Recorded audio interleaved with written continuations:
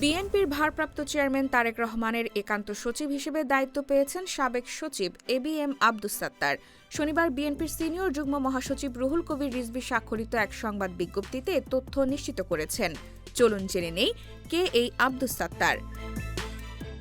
ABM Abdus Sattar বাংলাদেশের সরকারের একজন অবসরপ্রাপ্ত সচিব এবং অভিজ্ঞ প্রশাসনিক কর্মকর্তা। তিনি ১৯৮৪ সালে বাংলাদেশ সিভিল সার্ভিসের প্রশাসন ক্যাডারে যোগ দিয়ে দীর্ঘদিন সরকারি দায়িত্ব পালন করেন। কর্মজীবনে তিনি জেলা প্রশাসক সহ বিভিন্ন গুরুত্বপূর্ণ পদে কাজ করেন এবং ২০০৪ সালে যুগ্ম সচিব পদে পদোন্নতি লাভ করেন। সরকারি চাকরি শেষে তিনি রাজনৈতিক অঙ্গনে সক্রিয় হন এবং বাংলাদেশ জাতীয়তাবাদী দল বিএনপির চেয়ারপারসন ও সাবেক প্রধানমন্ত্রী খালেদা জিয়ার ব্যক্তিগত সচিব হিসেবে দায়িত্ব পালন করছেন। খালেদা জিয়ার ঘনিষ্ঠ সহচর হিসেবে তিনি বিভিন্ন রাজনৈতিক ও প্রশাসনিক কর্মকাণ্ডে যুক্ত ছিলেন। ২০১৫ সালে ঢাকা উত্তর সিটি কর্পোরেশন নির্বাচনের সময় খালেদা জিয়ার প্রচারণাকালে হামলায় তিনি আহত হন। পরবর্তীতে ২০১৬ সালে তিনি খালেদা জিয়ার সঙ্গে হজ পালন করেন।